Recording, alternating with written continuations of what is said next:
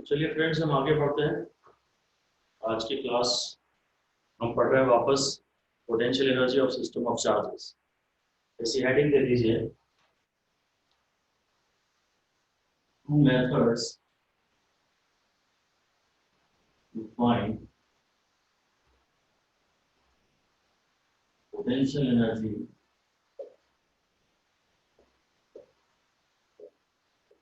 of a system of charges.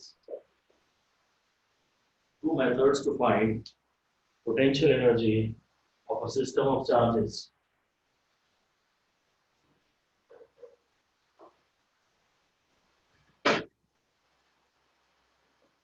Number 1 लिख दीजिए, force approach. पहला है फोर्स, FORC, फोर्स मेथड। और नंबर टू वर्क मेथड। पहला है ये फोर्स अप्रोच, न्यूमेरिकल्स को सॉल्व करने की या डेरिवेशंस के लिए फोर्स अप्रोच, और दूसरी है work done approach. Work done यानी वो इस चैप्टर में क्यू डेल्टा वी की बात करेंगे। वर्क डन है fx cos थीटा किया तो वापस यही हो जाएगा। वर्क डन से अब हमारा मतलब है क्यू डेल्टा वी। ठीक है, तो हम लोगों ने वो जो फोर्स मेथड है उससे ऑलरेडी हमने एक बार डेरिवेशन कर तो लिया था। जो फोर्स मेथड है उससे हम ऑलरेडी एक बार डेरिवेशन कर चुके हैं, उसे दोबारा रिवाइज करा लेते हैं। ऐसे ही हेडिंग दे दीजिए, ऐसे ही हेडिंग दे दीजिए, force method to derive potential energy of a system of two charges. Force method to derive potential energy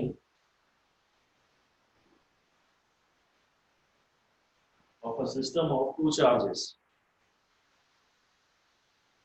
ये हम लोग पढ़ चुके हैं, और इसमें हम लोगों ने ये कहा था कि मान लीजिए चार्ज Q1 है और इंफिनिटी से एक चार्ज Q2 को यहाँ लाए हैं, इससे डिस्टेंस d पे।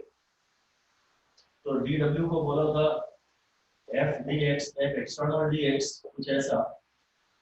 w को बोला था इसका इंटीग्रेशन, और f एक्सटर्नल को बोल दिया था माइनस f फील्ड dx। बताया था पूरा थीटा बीटा कि मेरा फोर्स यहाँ है, फील्ड का फोर्स यहाँ है, और थीटा कुछ फोर्स लिया था माइनस, फिर ये वेरिएबल फोर्स था तो इंटीग्रेशन करना पड़ा, ये ऐसा कुछ। इसको फ्रॉम इंफिनिटी टू डी करके सॉल्व करके आंसर मैं निकाल लिया था। ये था फोर्स मेथड। ठीक है, जैसे हम अब आगे तो कर नहीं रहे क्योंकि हम कर तो चुके ही हैं। आगे लिख लीजिए, but to calculate the potential energy, to calculate the potential energy, the force approach should generally be avoided. The force approach should generally be avoided because of the following reasons. The force approach should generally be avoided because of the following reasons. Number 1, force is a vector. Force is a vector quantity,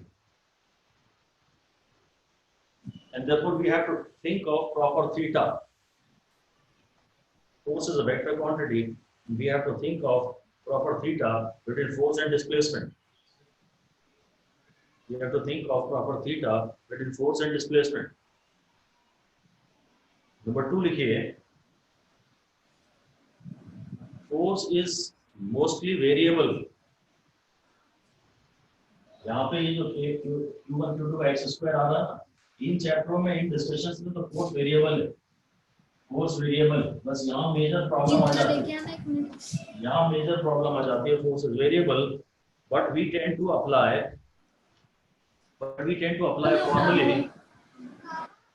formulae of constant acceleration motion. We tend to apply formulae of constant acceleration motion, है कि नहीं? ये बहुत common mistake है, बहुत ही ज़्यादा common mistake है। आपको कहीं भी किसी भी चैप्टर में आप खड़े हों, आपको s is equal to u t plus half a t square ही याद आता है, जबकि यहाँ फोर्स वेरिएबल है, तो वो फॉर्मूला यहाँ कभी भी तो लगा दे। होगा ही नहीं। ठीक है, ये बहुत इंपॉर्टेंट बात है, इसलिए हम ये वाला मेथड हमारे लिए ठीक नहीं है। थर्ड लिखिए, to calculate work done by force approach, to calculate work done by force approach, we should have complete information. We should have complete information of the path followed by the particle, of the path followed by the particle. ये है force approach, हम ज्यादा अब avoid कर देंगे, जहां जहां हमारे लिए अवॉइड करना पॉसिबल है अब अवॉइड कर देंगे, जहां जहां हमारे लिए फोर्स अप्रोच अवॉइड करना पॉसिबल होगी इन चैप्टरों में, वहाँ हम कर देंगे। फिर यही लिख दीजिए, एडवांटेजेस ऑफ, एडवांटेज हेडिंग हमारी नई हेडिंग है, advantages of work approach, advantages of work approach to calculate, work approach to calculate potential energy. Work approach का क्या फायदा है? Advantages of work approach to calculate potential energy, number one, work is scalar, work is scalar, therefore easy to handle, scalar quantities तो हम लोग आसानी से handle कर ही लेते हैं, work is scalar and therefore easy to handle। Number two, it is path independent, it is path independent in conservative fields, it is path independent in conservative fields, full stop। We need to know only, we need to know only the initial and the final positions, we need to know only the initial and the final positions and not the intermediate path, we need to know only the initial and final positions and not the intermediate path। Or number third, mostly information of force applied or exerted by the field, information of force applied or exerted by the field is not easy to think, is not easy to formulate, is not easy to formulate। अगर आप force method से कुछ करना चाहते हैं तो आपको force की इक्वेशन चाहिए, सोचने की बात नहीं है, थिंक वाली बात नहीं है, you must be able to quantify, आपके पास उसका फॉर्मूला होना चाहिए, और फोर्स के फॉर्मूले हर बार तो आसान नहीं होंगे, ये कूलम्स लॉ तक तो ठीक है, ठीक है। आगे लिख दीजिए, from the work done approach, from the work done approach, potential energy of a system of charges, potential energy of a system of charges is defined as follows, potential energy of a system of charges is defined as follows।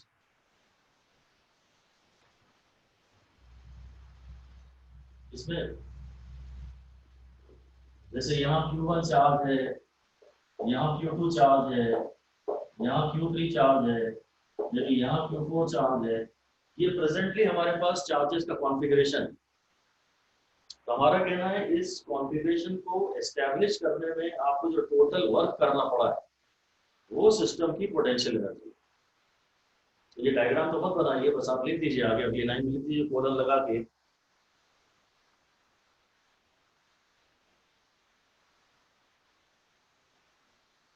it is the total work done, it is the total work done in assembling the system, total work done in assembling the system in given configuration, total work done in assembling the system in given configuration।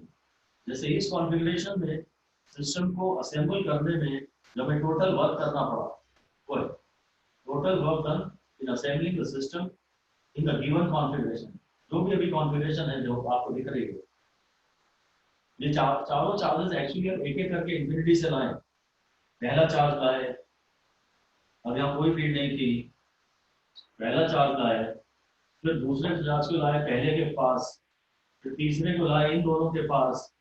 हर एक को लाने में किया गया work देखेंगे और फिर सारे वर्क्स को ऐड कर देंगे, तो वो जो वर्क है वो पूरे सिस्टम की पोटेंशियल एनर्जी होती है। वही जो वर्क डन होता है वो चेंज इन पोटेंशियल एनर्जी होता है। और सारे के सारे चार्जेस पहले इन्फिनिटी पे थे, तो इनिशियल पोटेंशियल एनर्जी जीरो थी। वर्क डन है you final minus you initial, you initial हम लोग ले रहे हैं जीरो। तो अब जो भी सिस्टम की फिलहाल इनको लाने में जो आपको टोटल वर्क करना पड़ा है वो इस पूरे सिस्टम में पोटेंशियल एनर्जी के रूप में स्टोर्ड है। इस चैप्टर में हम लोग थ्रू आउट एक अजम्पशन ये मान के चल ही रहे हैं कि काइनेटिक एनर्जी हमने कभी चेंज नहीं की, हम हमेशा पार्टिकल्स को धीरे धीरे लाए। शुरू में हमने बोला था work done by external agents equal to delta P plus delta K, पर अगर धीरे धीरे लाएंगे तो डेल्टा के जीरो है, तो work done is equal to delta P. इस पूरे चैप्टर में थ्रू आउट ये अज्यूम्ड है कि पार्टिकल में एक्सेलरेशन नहीं हो रहा एक्सटर्नल एजेंट के फोर्स के कारण। अगर आप पार्टिकल को फील्ड में छोड़ दो तो फील्ड के फोर्स के मारे एक्सेलरेशन होगा, वो एक अलग बात है, तब हम वर्ड प्रॉपर यूज करते हैं तो particle is allowed to accelerate from the field. पर जो एक्सटर्नल एजेंट फोर्स लगा रहा है वो एक्सेलरेशन नहीं होने देगा। अगर एक पॉजिटिव की फील्ड में नेगेटिव आ रहा है तो अट्रैक्शन से खुद ही आ जाएगा, एक्सटर्नल एजेंट उसे उल्टा फोर्स लगाएगा ताकि वो रोक रोक के अंदर आए, धीरे धीरे अंदर आए। उसमें काइनेटिक एनर्जी में चेंज जीरो है, ये थ्रू आउट आपको मान के चलना है। आप हेडिंग दे दीजिए potential energy of system of two charges. अब हम ये दोबारा डिराइव कर रहे हैं, potential energy of a system of two charges. ये चार्ज Q1 है, ये चार्ज Q2 है और ये डिस्टेंस दी। ये इसकी प्रेजेंट कॉन्फ़िगरेशन है, शुरू से ये ऐसे नहीं थे, ये इसकी प्रेजेंट कॉन्फ़िगरेशन है। पहले एक्चुअली दोनों चार्जेस इंफिनिटी पे थे, मैं इंफिनिटी पे गया, वहां से चार्ज Q1 लाया, फिर मैंने इसको यहाँ पकड़ के रखा, फिर मैं इंफिनिटी पे गया दोबारा और वैसे चार्ज Q2 लाया, इसे Q1 से इतनी दूरी पर रख दिया। ऐसे ही लिख लीजिए, initially both the charges are at infinity. Initially both the charges are at infinity. First Q1 is brought in field free region. पहले तो यहाँ कोई फील्ड है नहीं, सबसे पहले Q1 को लाए फील्ड फ्री रीजन में, तो उसको लाने में वर्क डन है जीरो। मेरा मतलब है इलेक्ट्रिकल ओरिजिन का वर्क डन, उसके वेट वगैरह की बात नहीं कर रहे हैं हम। भारी पार्टिकल होता तो उसे इंफिनिटी से यहाँ तक लाने में मैकेनिकल वर्क भी करना पड़ता। मैं मैकेनिकल वर्क की बात नहीं कर रहा हूँ, इलेक्ट्रिकल वर्क की बात कर रहा हूँ। यहाँ कोई फील्ड थी ही नहीं जो उसे एक्सेलरेट करे या रिपेल करे, तो पहले वाले चार्ज को लाने में तो मुझे कोई वर्क नहीं करना पड़ा और उसको ला करके मैंने यहाँ रख भी दिया। अब आगे लिख दीजिए, now Q2 is brought from infinity. Q2 is brought from infinity and placed at a distance d near Q1 and placed at a distance d near Q1. तो Q2 को लाने में जो वर्क है उसका फॉर्मूला तो ये है ना, आप Q2 को Q1 की फील्ड में लाए हो, Q2 को Q1 की फील्ड में लाए हो, और Q2 को लाने में जो वर्क डन है वो Q2 डेल्टा V है, वो इंफिनिटी से लाया हूं इसलिए से V कह रहा हूं। यहाँ V पैदा किसने किया है, यहाँ V Q1 के कारण पैदा हुआ है। ये जो V है ये K Q1 by D, इसलिए जो W2 हो गया, W1 तो जीरो था, जो W2 हो गया वो गया K Q1 Q2 by D। बस जो सेकंड चार्ज को आप लाए हो, चार्ज Q को डेल्टा V से चलाते हो, तो जो वर्क डन करना पड़ता है वो Q2 डेल्टा V है। डेल्टा V है ना इस पॉइंट का पोटेंशियल, और यहाँ पोटेंशियल और फील्ड इस चार्ज ने पैदा की। Q1 की फील्ड में आप Q2 को लाए हो, बस जो टोटल वर्क डन है जो कि सिस्टम की फाइनल पोटेंशियल एनर्जी भी है वो W1 प्लस W2 है। जो टोटल वर्क डन है जो टोटल वर्क डन है, जो सिस्टम की पोटेंशियल एनर्जी भी है, वो W1 प्लस W2 है, और वो इस तरह से 0 प्लस ये हो जाएगी। तो final potential energy of a system of two charges का ये फॉर्मूला आ जाएगा। Potential energy of a system of two charges का ये फॉर्मूला आ जाएगा।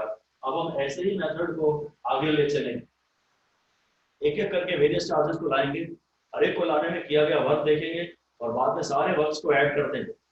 यहाँ आप समझते हैं कैलकुलेशंस में न्यूमेरिकल्स के हिसाब से मैं आपको बता दूं, अगर आप सीजे स्टूडेंट्स की कैलकुलेशन कर रहे हैं, ये ES2 में है और ये VS2 में है और ये D सेंटीमीटर में है, अगर आप सीजे स्टूडेंट में सारी कैलकुलेशंस कर रहे हैं तो K1 है, पर आंसर अर्ग में आएगा, वो आप लिख सकते हैं।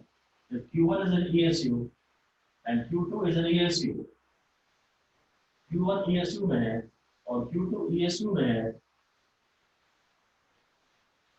तो K1 है, D सेंटीमीटर में है, D सेंटीमीटर में है, तो जो K है वो 1 है, वो K जो है वो 1 है, और बस आंसर अर्ग में आ जाए। और SI यूनिट में तो कोई प्रॉब्लम है ही नहीं, अगर ये कूलम में है और डिस्टेंस चार्जेस कूलम में है दोनों, और डिस्टेंस मीटर्स में है, चार्जेस कूलम में है और डिस्टेंस मीटर्स में है, तो बस अपना आंसर, आपका आंसर सीधे K की वैल्यू प्रॉपर डालने के बाद 9 × 10⁹ डालने के बाद आपका आंसर जूल में आ जाएगा। आपको ये भी समझना होगा कि जो फॉर्मूला आपने अभी निकाला है कि Q1 Q2/D, ये पूरे सिस्टम की पोटेंशियल एनर्जी।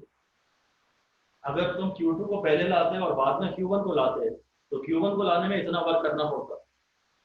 तुम Q1 के फील्ड में Q2 को लाओ या Q2 के फील्ड में Q1 को लाओ, ये म्यूचुअल टर्म है, साफ साफ लिख दीजिए अलग से कि this is the potential energy of the system, this is the potential energy of the system and not of Q1 or Q2 alone, and not of Q1 or Q2 alone। ये system की potential energy है, ये तो mutual bank है, energy का bank है। Q1 चाहेगा तो Q1 इसमें से एनर्जी ले लेगा, सिस्टम की एनर्जी है। Q2 चाहेगा तो Q2 इसमें से एनर्जी ले लेगा, और दोनों चाहेंगे तो दोनों इसमें से थोड़ी थोड़ी एनर्जी ले लेंगे। ये कॉमन एनर्जी है, म्यूचुअल टर्म आ रहा है, दोनों का प्रोडक्ट आ रहा है। ये सिस्टम की एनर्जी है, ये सिस्टम की एनर्जी है, किसी एक चार्ज की नहीं। फिर अगली हेडिंग दे दीजिए, potential energy of a system of 3 charges. potential energy of a system of 3 charges।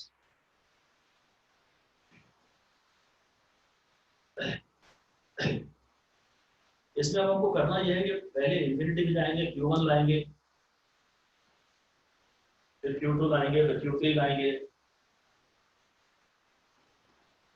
ऐसा कुछ मान लेते हैं कि पहले ये Q1 रहा होगा, फिर आपने कहीं अलग Q2 रख दिया होगा, इस डिस्टेंस को D12 कह दीजिए, फिर आपने मान लीजिए Q3 आप यहाँ लाए हैं, इस डिस्टेंस को आप D23 कह दीजिए, 2 और 3 के बीच का, और ये डिस्टेंस D13 कह दीजिए। ये कॉन्फ़िगरेशन हमने धीरे धीरे असेंबल की, एक बार Q1 को लाए, एक बार Q2 को लाए, एक बार Q3 को लाए, और इस तरह अरेंज कर दिया। ऐसा आप डायग्राम बना लीजिए।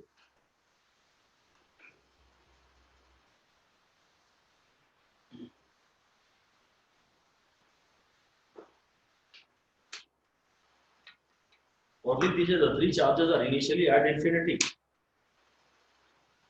the three charges are initially at infinity।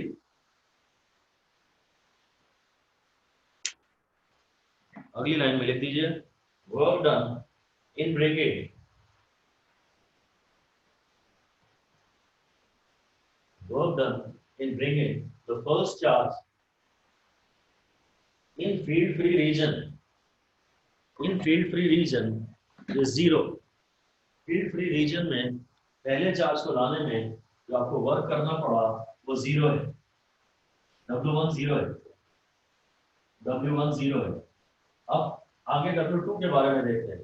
अब हम कह रहे हैं कि अभी ये सब नहीं है यहाँ पे, अब हम Q2 को लाए और Q1 के फील्ड में लाए, बस इतना ही लिख दीजिए, डायग्राम में तो बने रहने दीजिए। Now Q2 is brought to the field of Q1, क्योंकि Q1 वहाँ पहले से बैठा है। Now Q2 is brought in the field of Q1, तो वर्क डन जो होगा Q2 भी, और यहाँ भी किसने पैदा किया है? Q1 ने, तो K Q1 by D12,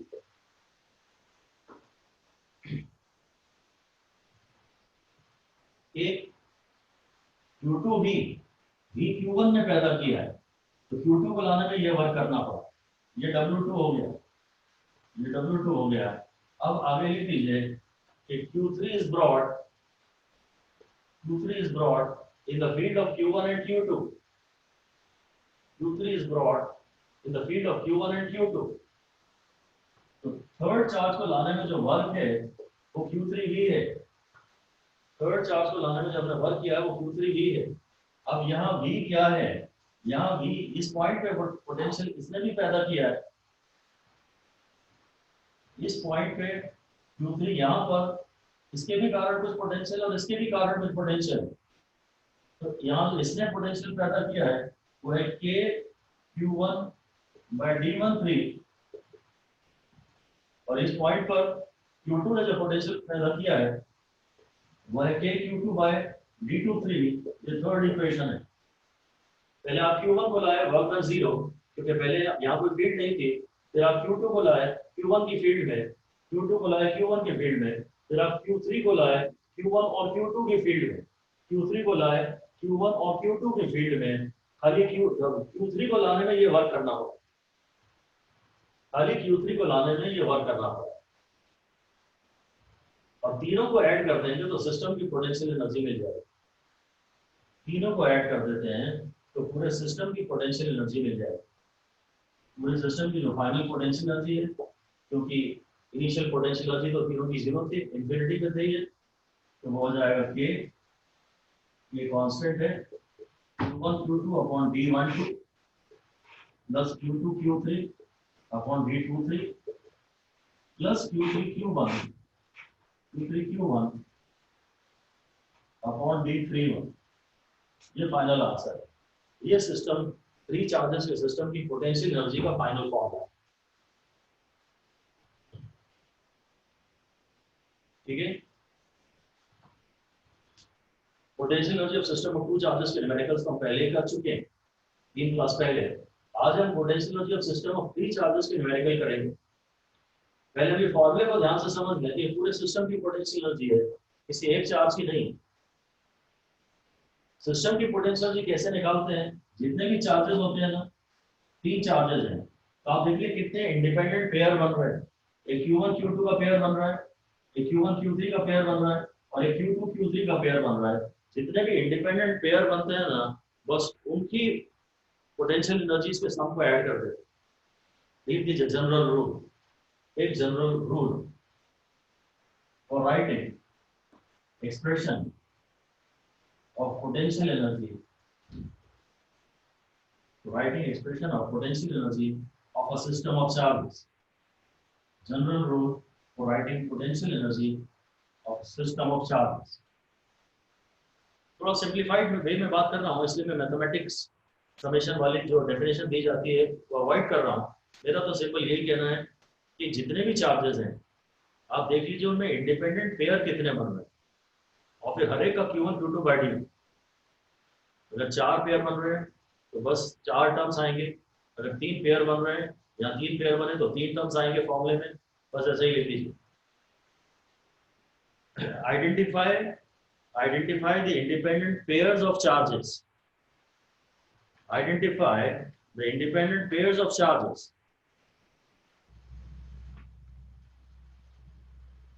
and add their mutual products। जो भी उनके म्यूचुअल प्रोडक्ट्स आ रहे हैं ना, add their mutual products। या हर एक की जो पोटेंशियल एनर्जी का टर्म आता था ना Q1 Q2 by D, बस वो सबके ऐड कर दें। तो फोर चार्जेस के सिस्टम की बात करेंगे तो आपको और क्लियर हो जाए। अभी तो एक वार्निंग लिख दीजिए शुरू में ही, एक बात शुरू में ही लिख दीजिए ध्यान से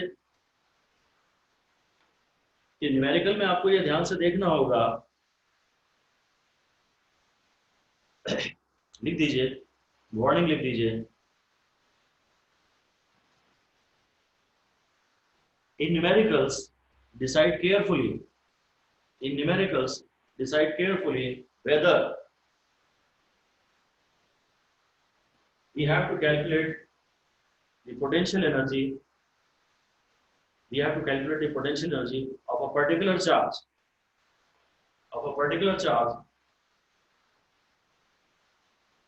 In system of charge, in the given system of charge, we have to calculate the potential energy of a particular charge in the given system of charge, or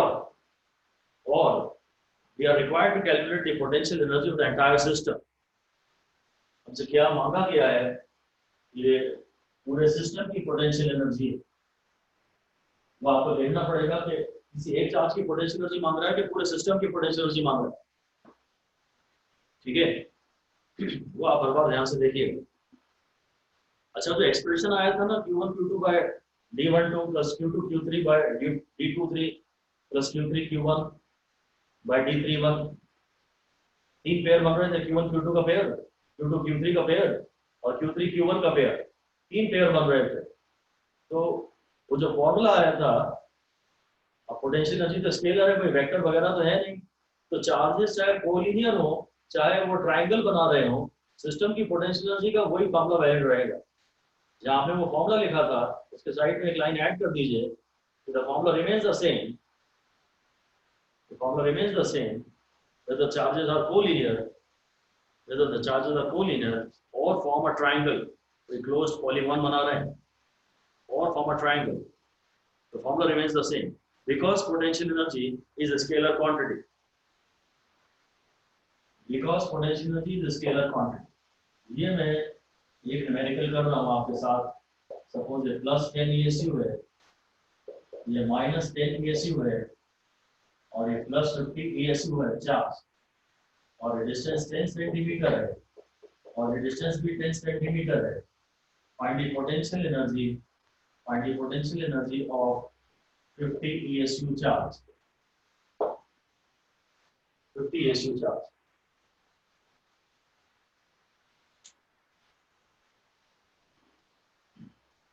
जिस तरह से डेरिवेशन किया गया था, अब उस तरह से अपने को आंसर नहीं देना।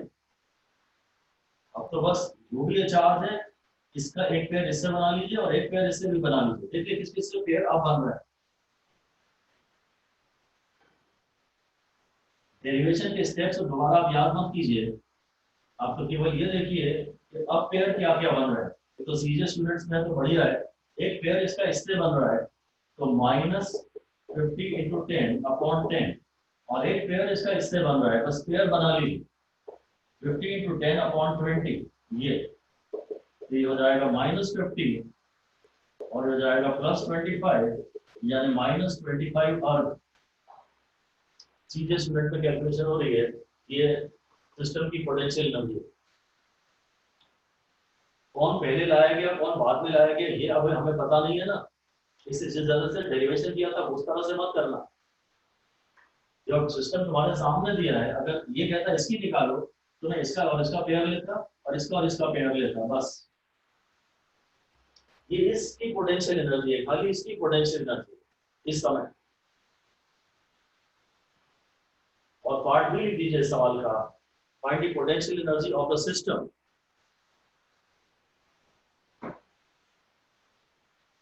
Find the potential energy of the system.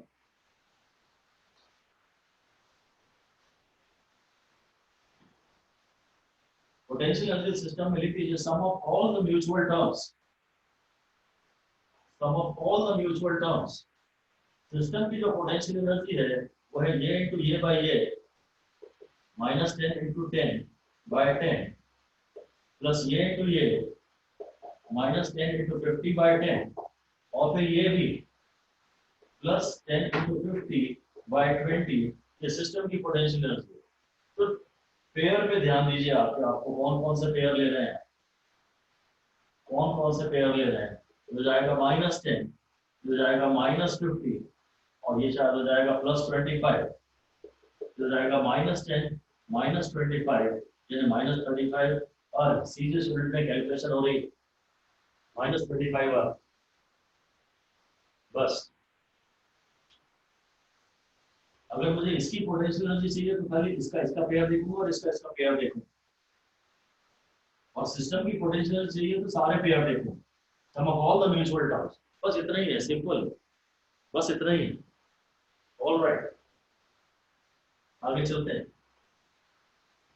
आगे ये रूल है, वो आंसर लिखने के पहले जब इसके लिखने की बारी आई तो एक बार नजर देख लिया कि सारी इंफॉर्मेशन सीजीएस में दी थी, ये सारी इंफॉर्मेशन एमपीएस में दी थी। अब क्वेश्चन ये है,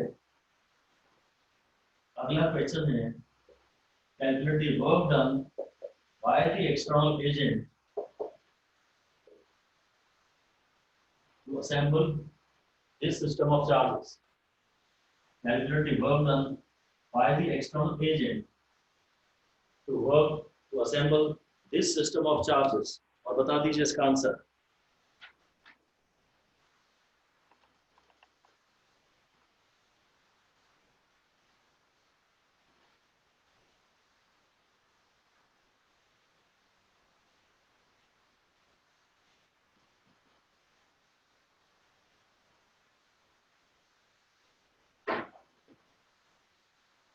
बोल दीजिए आंसर, बोल दीजिए इसका भाई। 3 स्क्वायर बाय ए। हाँ अनुष्का आप ठीक कह रही हैं, बस वो प्लस या माइनस में मुझे ध्यान से सुनना है जरा। Plus 3e square by a. Plus है, प्लस है सारा। इसका प्रोडक्ट लूंगा, minus into minus plus e square by a. इसका प्रोडक्ट लिया, इसका ये वाला पेयर भी लिया और ये वाला पेयर भी लिया, ई स्क्वायर बाय ए। अब plus 3e square by A. Alright, बिल्कुल ठीक। ये सारे नेगेटिव नेगेटिव चार्जेस है ना, एक दूसरे को रिपेल कर रहे होंगे। रिपल्शन के बावजूद भी आपने पास ला के आपने रख दिया है, तो सिर्फ हमने वर्क किया होगा। और वो बात आज भी वैलिड है कि अगर मैंने वर्क किया है, एक्सटर्नल एजेंट ने फील्ड पे, फील्ड के फोर्स के अगेंस्ट, तो वो वर्क हम पॉजिटिव लेते हैं। तो उल्टा लिख देते हैं, उल्टा लिख दीजिए। When potential energy of the system comes out to be positive, potential energy of the system comes out to be positive, it means that positive work has been done by the external agent. Positive work has been done by the external agent in assembling the system, in assembling the system in the given configuration, in assembling the system in the given configuration.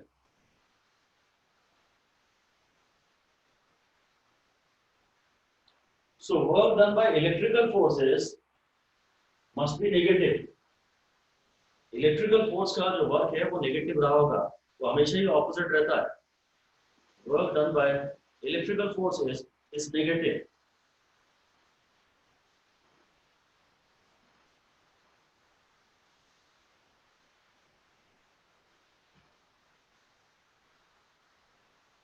ठीक है। और अगर हमें इस system को disassemble करना हो, वापस सबको वहीं भेज देना जहां से आए थे, तो अगर डिसेंबल करना हो, डिसेंबल करना हो, तो अब इसको कितनी एनर्जी देनी पड़ेगी?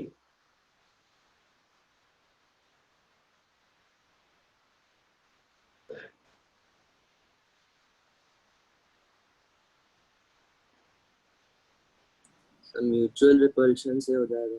अब हमें इतनी सिस्टम को नेगेटिव एनर्जी देनी पड़ेगी, क्योंकि हमें इसकी टोटल एनर्जी जीरो बनानी है ना। अब ऐसा लिख दीजिए, work done to dissemble the system, work done to dissemble the system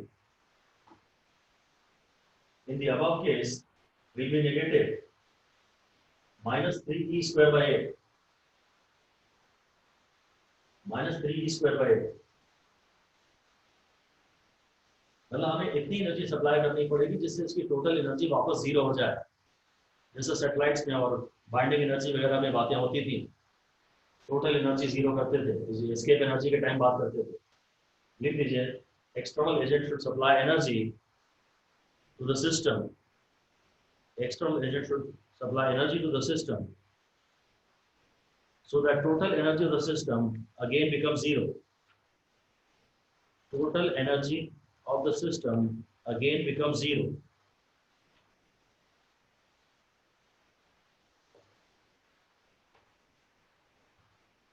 ठीक है, ऑल राइट। ये नेक्स्ट सवाल आप कर लीजिए। 10 माइक्रोकूलम माइनस 10 माइक्रोकूलम 20 माइक्रोकूलम। ये इक्विलेटरल ट्रायंगल है, 9 सेंटीमीटर इधर साइड है।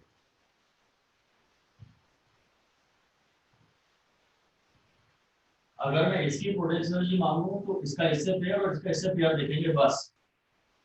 पर खैर मेरा क्वेश्चन है पार्ट में सवाल का, पार्ट ए है finding potential energy of the system,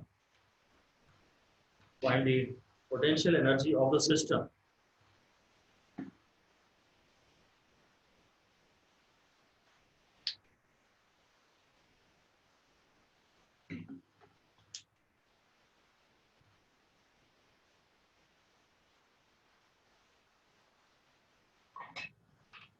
system की पोटेंशियल एनर्जी, अब ये एसआई यूनिट्स में सॉल्व होगा। तो सिस्टम की पोटेंशियल एनर्जी है, जैसे यहाँ से शुरू करूँ, जैसे ये कॉमन ले लेता हूँ, डिस्टेंस भी कॉमन ले लेता हूँ। -100/9 नहीं तो k की वैल्यू सही नहीं ली आपने। ये वाला पेयर आ जाएगा 200 इंटू 10⁻⁻12। तो ये वाला पेयर आ जाएगा -200 इंटू 10⁻⁻12, यानी ये तो कैंसिल ही हो गए। और ये वाला पेयर आ जाएगा -100 इंटू 10⁻⁻12। ये अब k की वैल्यू ये डालनी है असल में। डिस्टेंस 9 सेंटीमीटर है, 9 सेंटीमीटर है, और ये -10⁻⁻10 है। तो ये कैंसिल हो गया और ये आ गया माइनस, और 11 - 10 बच जाएगा -10 जूल। 10 का पावर ये 11 होगा और फाइनली 10 का पावर 1 बच जाएगा। ये है सिस्टम की पोटेंशियल एनर्जी, ये है इस सिस्टम की पोटेंशियल एनर्जी, ये है। अगर सिस्टम की मांग रहे हैं तो सारे पेयर देख लीजिए, इसका इससे, इसका इससे और इसका इससे भी। अगर खाली इसकी एनर्जी मांग रहे होते तो बस मैं इसके पेयर देखता, एक इससे बन रहा है, एक इससे बन रहा है, बस इतना ही सीखना है आपको। That's all. इसी सवाल का पार्ट भी है, इसी सवाल का पार्ट भी है कि अब हम इस चार्ज को यहाँ चला रहे हैं, इस चार्ज को यहाँ चला रहे हैं, इस चार्ज को यहाँ चला रहे हैं, और ऐसे इनको प्लेस कर दे। पार्ट बी में लिख लीजिए, the charges are displaced as shown, the charges are displaced as shown.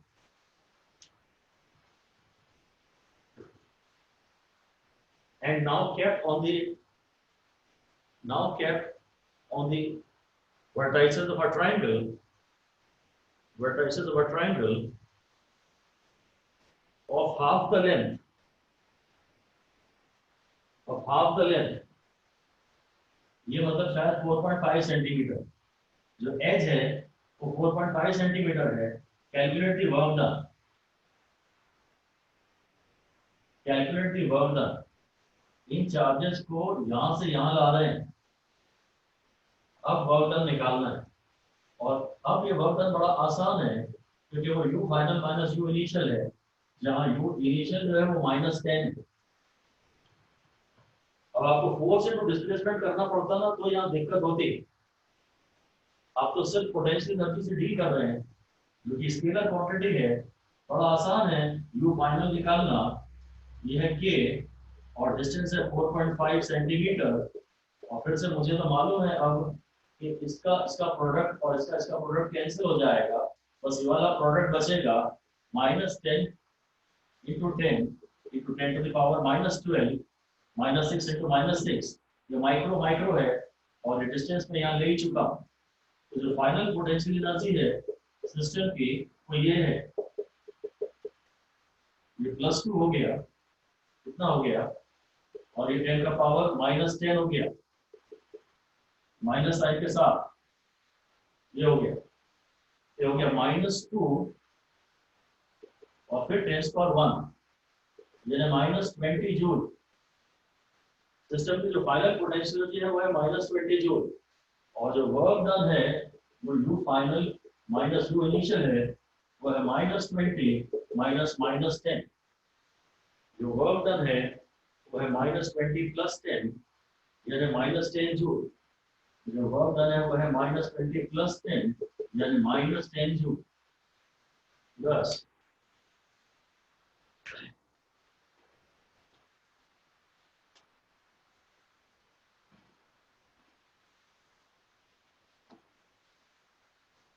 ठीक है, अब हमें फोर्स वगैरह के बारे में सोचना ही नहीं है। सिस्टम की इनिशियल पोटेंशियल भी देख ली, सिस्टम की फाइनल पोटेंशियल भी देख ली और उनका डिफरेंस ले लिया। वर्क डन का फॉर्मूला फोर्स इनटू डिस्प्लेसमेंट हम चाह के भी नहीं लगा सकते थे, क्योंकि हमें फोर्स तो हम निकाल ही नहीं सकते, बहुत वेरिएबल फोर्स है, कई फैक्टर्स आ रहे हैं उसमें, बाकी दोनों चार्जेस का असर हर चार्ज पे देखना पड़ेगा। तो फोर्स वाला लफड़ा हमेशा के लिए खत्म कर दीजिए। इलेक्ट्रोस्टैटिक्स में अगर आपको फोर्स निकालना है, फोर्स ही बोल रहा है तो वो क्यू पे जाइए, और वर्क निकालना है तो फोर्स इनटू डिस्प्लेसमेंट में मत जाइए, वर्क निकालना है तो क्यू डेल्टा वी पे ही जाइए। खाली यूनिफॉर्म फील्ड में वो क्यू ई वाले मेथड से भी आंसर आ जाएंगे, और कैसी भी फील्ड हो, चार्जेस कैसे भी अरेंज हो, वर्क डन का फॉर्मूला क्यू डेल्टा वी या और फिर वर्क डन का formula you final minus you initial, ये हमेशा ही वैलिड है। आप इस चैप्टर में वर्क का फॉर्मूला एफ डी एक्स भुला ही दीजिए, फोर्स इनटू डिस्प्लेसमेंट भुला ही दीजिए, वर्क का फॉर्मूला क्यू डेल्टा वी लीजिए। यूनिफॉर्म फील्ड हो तो अलग बात है, वरना क्यू डेल्टा वी लीजिए। ओके, नेक्स्ट क्वेश्चन ये है कि एक चार्ज क्यू है, ये क्यू है और ये कैपिटल क्यू है, ये ए है, ये ए है और ये 90 डिग्री है। इस पूरे सिस्टम की पोटेंशियल एनर्जी जीरो है। Find the relation between small q and capital Q। Find the relation between small q and capital Q। पूरे सिस्टम की पोटेंशियल एनर्जी जीरो है। पूरे सिस्टम की पोटेंशियल एनर्जी जीरो है, छोटे q और बड़े q में रिलेशन बताएं।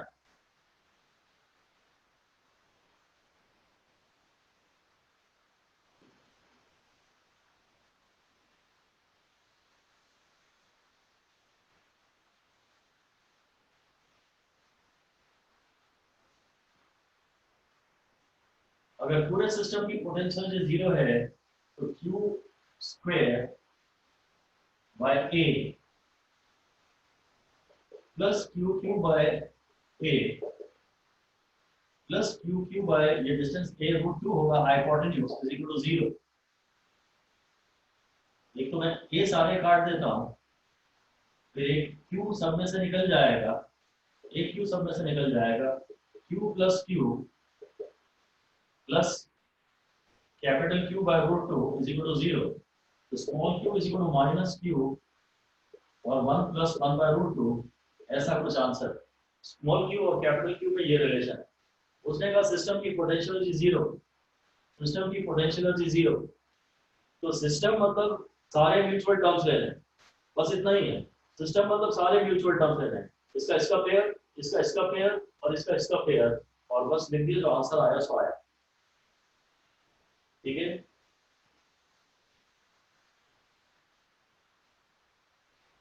इसी सवाल का पार्ट बी है, calculate the work done, calculate the work done on placing the charges, work done in placing the charges on the vertices of a similar triangle, on the vertices of a similar triangle of double the sides.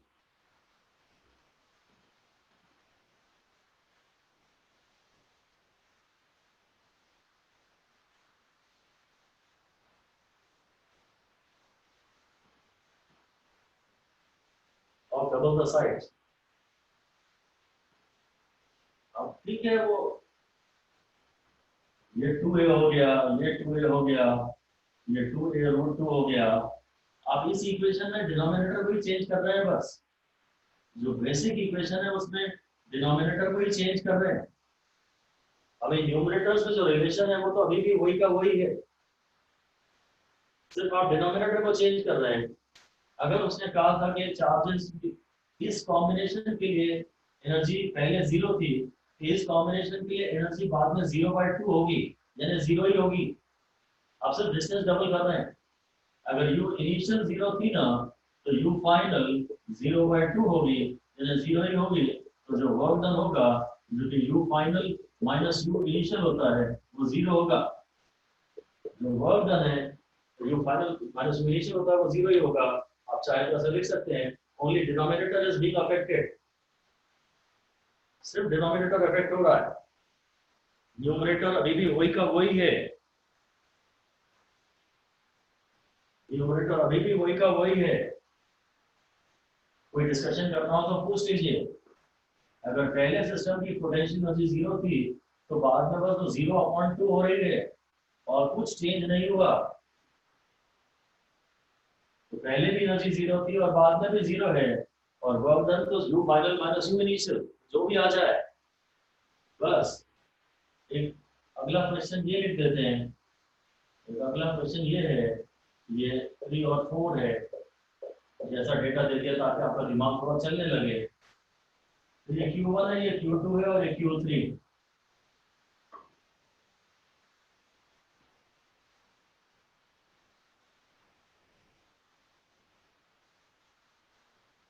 ठीक है, ये part कहता है, ये part कहता है the entire system is turn to 90 degree, the entire system is turn to 90 degree in anti clockwise direction, anti clockwise direction. Calculative work done बताइए। Anti clockwise direction में सिस्टम को टर्न कर दिया गया है, मतलब ये वाला साइड शायद यहाँ ले आए हैं, फिर ये 3 को इधर ले आए, 3 को यहाँ ले आए, और ऐसी हो गई है, और ये ऐसा हो गया, कुछ ऐसा हो गया। पर और यहाँ Q2 है, यहाँ Q3 है, और यहाँ Q1 है। शायद सब कुछ वैसा ही है, इसको कोई फर्क नहीं पड़ेगा अभी भी। जो सिस्टम की इनिशियल पोटेंशियल एनर्जी थी भाई Q1 Q2/3 यहाँ पर, Q1 Q2/3 यहाँ पे, Q2 Q3/4 यहाँ पे, Q2 Q3/4 यहाँ पे, Q3 Q1/5 यहाँ पे, Q3 Q1/5 यहाँ पे। बस हमें पता है कि Ui is equal to Uf and work done is equal to 0। इस सिस्टम को 90 डिग्री से टर्न कर देंगे तो भी कोई फर्क नहीं पड़ेगा, वर्क डन इसमें भी 0 ही रहेगा। आपको तो सिस्टम की इनिशियल पोटेंशियल एनर्जी निकालनी है और फाइनल पोटेंशियल एनर्जी निकालनी है, और उसके लिए बस एक ही बात ध्यान रखनी है कि जितने भी म्यूचुअल टर्म्स हैं सारे इंक्लूड हो जाएं, कोई भी टर्म छूट ना पाए। इंडिपेंडेंट जितने पेयर बन रहे हैं वो सारे इंक्लूड हो जाएं, बस इतना ही है। एक क्वेश्चन ये भी लिख दीजिए। फिर ये 3 सेंटीमीटर है, ये Q1 है, ये Q1 है, ये Q2 है,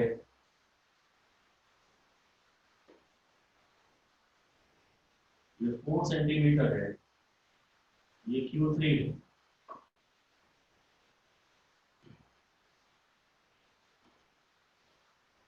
सेंटीमीटर्स में है ये। कन्वर्जन्स में ध्यान नहीं दे रहे, बस वो कहता है कि आगे क्वेश्चन कहता ये है कि now Q2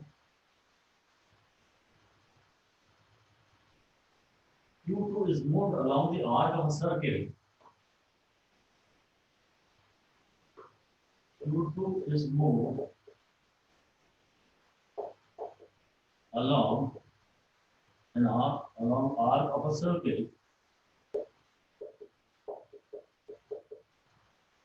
Such that now Q1, Q2, Q3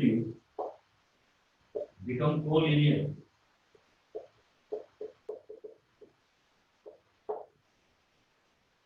Q2 is moved along arc of a circle, so that Q1, Q2, Q3 now become collinear. Find delta U, या तो वर्क डन बता दीजिए या चेंज इन पोटेंशियल एनर्जी बता दीजिए।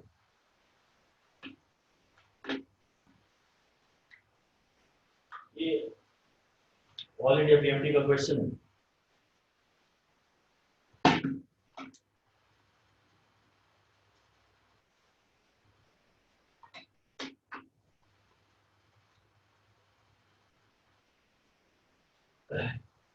System की initial potential energy निकालते हैं और सिस्टम की फाइनल पोटेंशियल एनर्जी निकालते हैं। जो U इनिशियल है उसमें Q1 और Q2 Q1 Q2/4 कांस्टेंट सारे मैं बाद में लगा लूंगा, कन्वर्जन की बाद में कर लूंगा। Q1 Q2 by 4 और फिर Q1 Q3 पूरे सिस्टम की चाहिए, Q1 Q3 by 3 और फिर ये वाला एक पेयर और बच रहा है Q2 Q3 by 5। ये इसका पेयर, इसका पेयर और इसका पेयर, ये सिस्टम की इनिशियल एनर्जी। और जो सिस्टम की फाइनल एनर्जी है ना, उसमें इसका वाला टर्म तो यही आएगा। इन दोनों में कोई चेंज नहीं हुआ है, इन दोनों में भी कोई चेंज नहीं हुआ है। Q1 Q3 by 3 ये भी चेंज नहीं हुआ है। बस ये जो चार्ज है Q2, अब इनके बीच का डिस्टेंस 4 हो गया है। पहले के जो डिस्टेंस 5 था ना, अब अगर ये 4 है तो फिर ये भी 4 है, क्योंकि ये आर्क है ना। अब Q1 Q2, अब ये Q1 Q2 का ये पेयर बना, Q1 Q3 का ये पेयर बना। अब Q2 Q3 का पेयर बनाएंगे, Q2 Q3 सिस्टमैटिकली लिख रहे हैं तो दिख गया कि अब ये डिस्टेंस 1 ही हो गया है खाली। ये पूरा डिस्टेंस 4 है और ये डिस्टेंस 3 था, ये डिस्टेंस 1 हो गया। अब मैं जब वर्क डन निकालूंगा ना, जब you final minus you initial करूंगा तो ये टर्म कैंसिल हो जाएगा, ये टर्म कैंसिल हो जाएगा, तो आएगा के।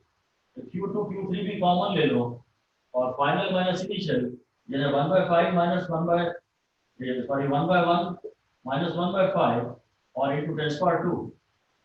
वो सेंटीमीटर को मैंने मीटर में कन्वर्ट कर दिया, नीचे 10 का पावर -2 लिखा, तो ऊपर जाके वो 10 का पावर 2 हो गया। चार्जेस को अब जो भी उन्होंने दिए होंगे वो पुट कर देंगे और फाइनल आंसर निकाल लेंगे। 2 Q2 Q3 by 15 into 10⁻² metre joule joule. Answer बता रही हो या कुछ पूछ रही हो अनुष्का? आंसर बता रही हाँ ठीक है, सही है, बढ़िया है। मैंने भी कर लिया, मुझसे भी हो गया। ठीक है ना अनुष्का, चेक कर लो मैंने सही किया कि नहीं। ठीक है सर। ठीक है, थैंक यू सो मच। क्या है कि पहले इसका पेयर, इसका पेयर और इसका पेयर, Q1 Q2 का टर्म, फिर Q1 Q3 का टर्म और फिर Q2 Q3 का टर्म। ये डिस्टेंस पहले 3 और ये 4 है तो 5 है, ये दिया नहीं था। बाद में Q1 Q2 का टर्म, Q1 Q2 by 4 ले लिया। ये चार्ज मेरे को यहाँ देख के लेना चाहिए था, अब ये चार्ज यहाँ है और ये डिस्टेंस 4 है। Q1 Q2 के बीच में डिस्टेंस अभी भी 4 है, यहाँ नहीं देखना चाहिए था बाद में मुझे यही देखना है Q1 Q2 by 4, फिर Q1 Q3 by 3 और अब Q2 Q3 के बीच का डिस्टेंस 1 हो गया। जो चेंज हुआ है वो खाली ये हुआ है। आप चाहें तो अगर समझ पा रहे हैं तो फिर डायरेक्ट ये बना सकते हैं डायरेक्टली कि जो टर्म चेंज हो रहा है उसी को ले लेते हैं। Anyway this is the story. Next question लिखिए, अगला क्वेश्चन लिखिए। 2 point charges plus 2q and plus 8q. 2 point charges plus 2q and plus 8q are placed at a distance 9 centimeter apart.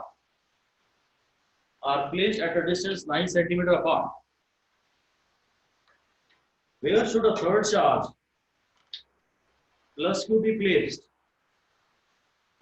Where should a third charge plus q be placed so that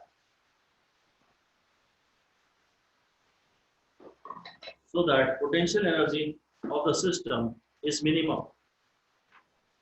So that potential energy of the system is minimum. Minimum to caps में लिख सकते हैं। Potential energy of the system is minimum. तो अगर इसमें पूरा mathematical method ही आपको जानना है, ज्यादा दिमाग नहीं लगाना, तो एक काम तो आप ये कर सकते हैं कि पूरे सिस्टम की पोटेंशियल एनर्जी की इक्वेशन लिखिए। तो स्ट्रेट लाइन पे ही है, इक्विलिब्रियम के लिए ऐसा ही कुछ होगा, और सिस्टम की पोटेंशियल एनर्जी की इक्वेशन लिखिए और मिनिमम की कंडीशन लगा दीजिए। ऐसे ही लिख दीजिए मेथड 1। अज्यूम प्रॉपर डिस्टेंसेस, मतलब x y z वगैरह में नाम दे दीजिए।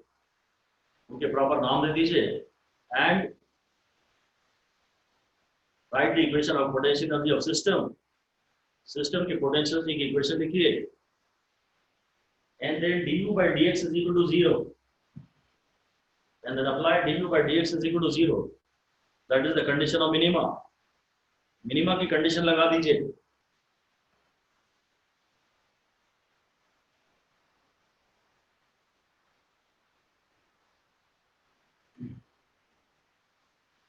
एक तो ये मेथड हो जाएगा, इसमें हमें कुछ कहना नहीं है, ये हमें भी करना ही है। दूसरी बात ये है, दूसरा मेथड ये है कि स्टेबल इक्विलिब्रियम, इक्विलिब्रियम के नाम से, इक्विलिब्रियम के नाम से हमें मैसेज मिल रहा है कुछ। फर्स्ट इक्वेशन जो फर्स्ट पहला मेथड पढ़ा ना, उसकी भी इक्वेशन लिखते तो du by dx को 0 लिखते हैं ना। फर्स्ट मेथड में आप जरा लिख दो लास्ट में du by dx is equal to 0। Minima की यही कंडीशन होती है। और फिर हेडिंग दे दीजिए कॉन्सेप्चुअल मेथड। कॉन्सेप्चुअल मेथड, उसमें मुझे एक बात ये याद आती है, f is equal to minus du by dx। तो du by dx 0 है मतलब 4 0 है। ये तो इक्विलिब्रियम की बात हो रही है। इक्विलिब्रियम तो न्यूट्रल पॉइंट पे आता है। और जो पहला स्टेप हमने लिखा था मैथमेटिकल मेथड वाला कि मिनिमा की कंडीशन लगाओ, उससे शायद दिमाग में क्लिक कर जाए कि यार तुम du by dx 0 रख रहे हो मतलब 4 0 है। सॉल्यूशन में लिख दीजिए सेकंड मेथड में, सेकंड मेथड में लिख दीजिए potential energy is minimum, potential energy is minimum when the system is in stable equilibrium। System stable equilibrium में जब होता है तो पोटेंशियल एनर्जी मिनिमम होती है। सिस्टम स्टेबल इक्विलिब्रियम में होता है तो पोटेंशियल एनर्जी मिनिमम में आती है। पोटेंशियल एनर्जी मिनिमम चाहिए तो एक बात तो मैं ये भी कह सकता हूँ कि जो 2q और 8q वाले चार्जेस हैं वो फारदेस्ट हो, तभी उनका 2q into 8q अपॉन जो डिस्टेंस है वो टर्म छोटा आएगा। ये भी लाइन लिख दीजिए to bring minimum potential energy, to bring minimum potential energy the bigger charges should be kept farthest. जो 2q और 8q वाले चार्जेस हैं वो सबसे दूर हो, should be farthest. The bigger charges should be kept farthest and the small q charge should be kept at neutral point, should be kept at neutral point। और यहाँ भी हमें एक बात समझ में आ रही है कि 2q और 8q लाइक चार्जेस हैं, इनका न्यूट्रल पॉइंट इनके कहीं मिड इंटरनल पॉइंट पे आएगा। लिख दीजिए for like charges the neutral point is obtained inside, neutral point is obtained at an internal point, neutral point is obtained at an internal point along the line joining the two charges, neutral point is obtained at an internal point along the line joining the two charges। ये 2q है, ये 8q है, 8q है, शायद इनके बीच में distance 9 centimetre दिया गया है। मान लेते हैं कि ये चार्ज q का यहाँ रखा है, ये डिस्टेंस x है और ये डिस्टेंस 9 माइनस x है। और इस पॉइंट पे अगर न्यूट्रल पॉइंट की बात कर रहे हैं तो फिर तो खैर मुझे इस चार्ज से मतलब भी नहीं है। 2q upon x square equal to 8q upon 9 minus x का स्क्वायर, क्योंकि मैं e1 is equal to e2 कर रहा हूँ। अगर ये न्यूट्रल पॉइंट है तो मैं इसे लोकेट कर रहा हूँ। 4 हो गया 9 माइनस x अपॉन x का square is equal to 2 by 1, 4 by 1। तो 9 minus x upon x is equal to 2, तो 9 minus x is equal to 2x, तो 9 इज इक्वल टू 3x, तो x is equal to 3 centimetre.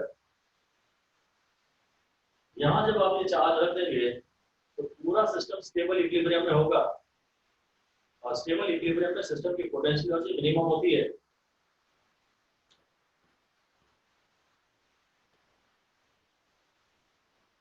ये अगर positive है तो ये स्टेबल, मैं चेक करता हूँ स्टेबल है या अनस्टेबल है। अगर ये प्लस होता तो मैं इसकी तरफ ले जाता तो ये रिपेल कर देता, और मैं इसकी तरफ ले जाता तो ये रिपेल कर देता। इसलिए हाँ, ये स्टेबल में है। अगर ये माइनस क्यू होता और मैं इसको यहाँ लाता तो ये इधर ही चला जाता, अब ये अनस्टेबल हो जाता। आपको सिस्टम की पोटेंशियल एनर्जी मिनिमम चाहिए। मुझे तो मेनली मकसद हमने सिस्टम की पोटेंशियल एनर्जी का डायरेक्टली फॉर्मूला यूज नहीं किया, और सिस्टम की पोटेंशियल एनर्जी लेते और du by dx को 0 से इक्वेट करते थे तो भी कुछ हो जाता। अब इसमें बस यही चीज और यूज करनी चाहिए कि अगर पोटेंशियल एनर्जी मिनिमम, तो बस ये शायद रिवाइज करनी चाहिए कि पोटेंशियल एनर्जी मिनिमम तो तब होती है जब सिस्टम स्टेबल इक्विलिब्रियम में हो, और अगर ये शायद एक स्टेबल इक्विलिब्रियम में है तो बाकी भी स्टेबल इक्विलिब्रियम में होंगे। न्यूट्रल पॉइंट पे थर्ड चार्ज को रख दीजिए, बस न्यूट्रल पॉइंट पर थर्ड चार्ज को रख दीजिए। अब सिस्टम की मिनिमम पोटेंशियल एनर्जी आएगी। उन्होंने सिर्फ x पूछा था उसका, और सिस्टम की मिनिमम पोटेंशियल एनर्जी कितनी है वो नहीं पूछा था। तो आपको सवाल में ध्यान रखना पड़ेगा कि एक्चुअल अननोन क्या है। कंडीशन ऑफ मिनिमम पूछी है या value of minimum potential energy of the system पूछी है, वो आप जरा ध्यान से देख लें। चलिए अब फाइनली आगे बढ़ते हैं और हेडिंग दे दीजिए potential energy of a system of 4 charges.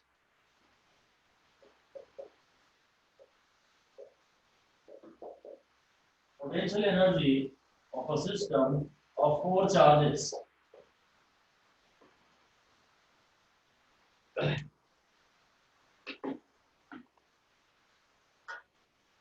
फिर वही करेंगे हम लोग, लिख दीजिए bring 4 charges one by one. Bring 4 charges one by one from infinity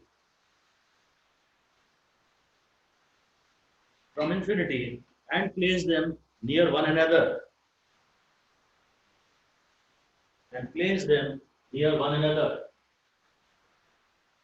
Bring 4 charges one by one from infinity and place them near one another. मान लीजिए ये Q1 है, यहाँ फिर हम जाके पहले जब Q1 लाए थे तो यहाँ पहले से किसी और की फील्ड थी ही नहीं। जब Q2 लाए तो Q1 की फील्ड है, फिर यहाँ Q3 ला के रख दिया और फिर यहाँ Q4 भी ला के रख दिया। जब Q1 लाए तो फील्ड फ्री रीजन था, जब Q2 लाए तो Q1 की फील्ड में लाए, जब Q3 लाए तो Q2 और Q1 की फील्ड में लाए, और जब Q4 लाए तो Q1 और Q4 जो लाए तो Q1, Q2, Q3 तीनों की फील्ड में लाए।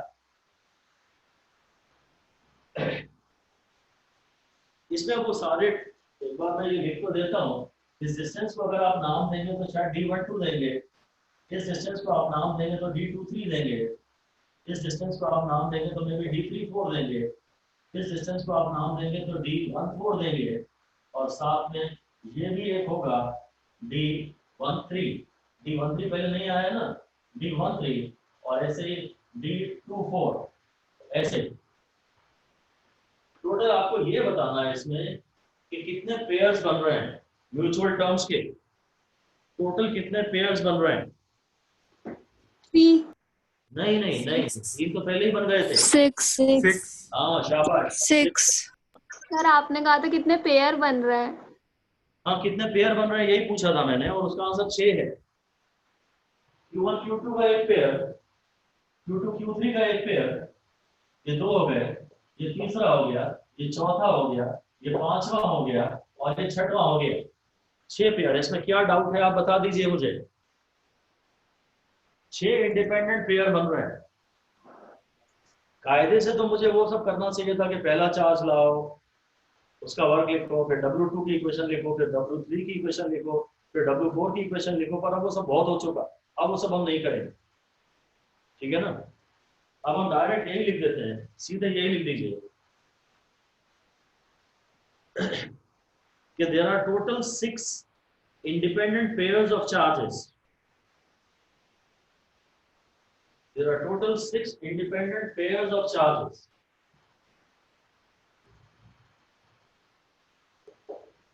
Q1 Q2, Q1 का देखते हैं किस किस से बन रहा है। Q1 का Q2 से थोड़ा सिस्टमेटाइज कर लें इसको। Q1 का Q2 से बन रहा है, Q1 का Q3 से बन रहा है, और Q1 का Q4 से बन रहा है। पहले ये देख लिया कि Q1 का किस किस से बन रहा है, फिर देखा मैंने कि Q2 का किस किस से बन रहा है। अब Q2 का Q1 से बन रहा है, पर वो टर्म ऑलरेडी आ चुका है, तो वो मैं नहीं लूंगा। आगे बढ़ना है, Q2 का Q3 से बन रहा है और Q2 का Q4 से बन रहा है। ठीक है, देखो Q1 का Q2 से, Q1 का Q3 से और Q1 का Q4 से। Q1 के तो बाकी तीनों से पेयर बन रहा है। अब Q2 का एक पेयर कम बनेगा क्योंकि Q2 का Q1 से पेयर का टर्म ऑलरेडी आ चुका है, तो Q2 का Q3 से और Q2 का Q4 से। और फाइनली अब Q3 की बारी आई है, तो Q3 और Q2 का टर्म हम ले चुके हैं, Q3 और Q1 का टर्म भी हम ले चुके हैं, और बस अब Q2 और Q4 का टर्म बच रहा है, और Q3 और Q4 का टर्म बच रहा है। ये जरा ध्यान से समझ लीजिए, इसी पे सिर्फ फोकस करिए, Q1 का Q2 से, Q1 का Q3 से, Q1 का Q4 से, मतलब आगे आगे बढ़ते जा रहा है। Q1 का Q2 से, Q1 का Q3 से, Q1 का Q4 से। जब Q2 पे अब आए ना, तो पीछे नहीं जाएंगे, अब Q2 के बचे हुए चार्जेस से पेयर बना लीजिए, क्योंकि ये पेयर तो बन चुका है। Q2 का Q3 से और Q2 का Q4 से ये पेयर बना लीजिए। अब आप Q3 पे आए, तो पीछे नहीं जाएंगे, आगे बढ़िए, और बस एक आंसर और बचा है, ये 6 पेयर बन रहे हैं। इनकी एनर्जीज का जो सम है वो सिस्टम की टोटल पोटेंशियल एनर्जी है। बस ऐसा लिख दीजिए, total potential energy of the system of 4 charges, total potential energy of system of 4 charges is obtained by adding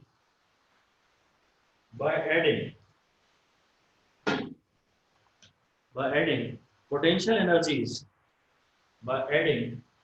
energies of all the above 6 pairs.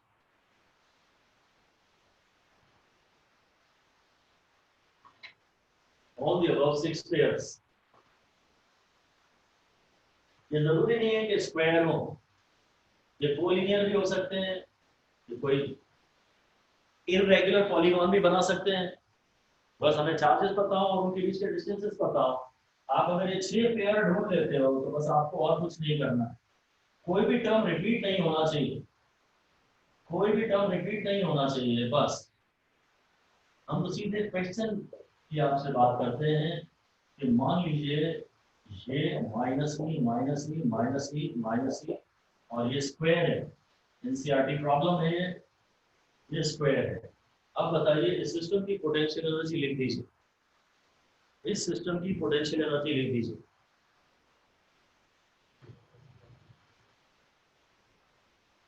पहले तो ये बता दीजिए कि फाइनल आंसर में टर्म पॉजिटिव आएगा कि नेगेटिव आएगा। Positive. हाँ, Positive. 6c/d. चार्जेस नेगेटिव है, इनको असेंबल करने में हमें वर्क करना पड़ेगा एक्सटर्नल एलिमेंट को। इनको असेंबल करने में पॉजिटिव वर्क करना पड़ेगा और इन्हें डिसेंबल करने में हमें नेगेटिव वर्क करना पड़ेगा।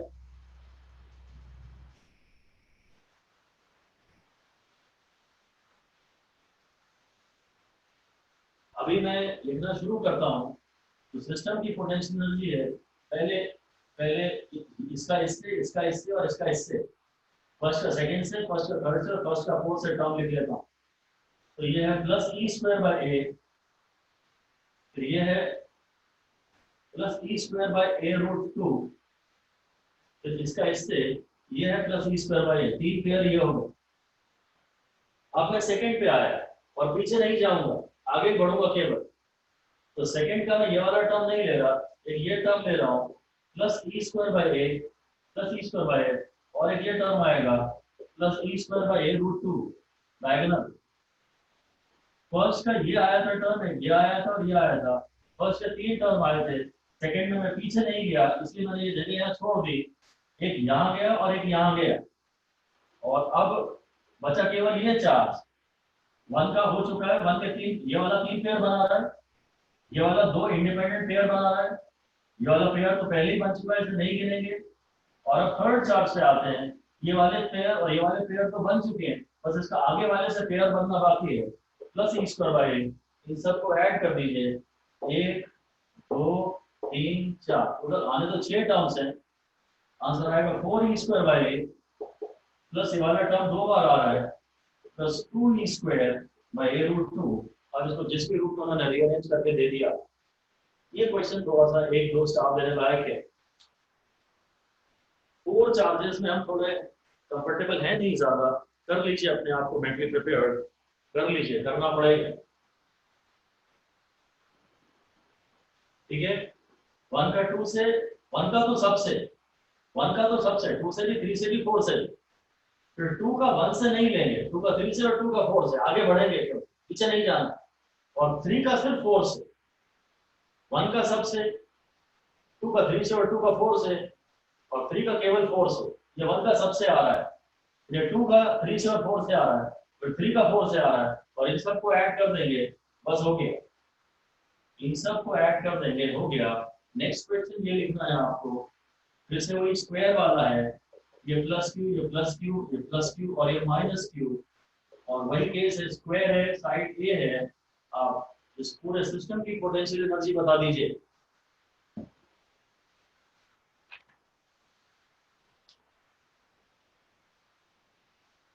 इस सवाल का पार्ट ए है, एक पार्ट और दूंगा अभी। इस पूरे सिस्टम की पोटेंशियल एनर्जी बता दीजिए।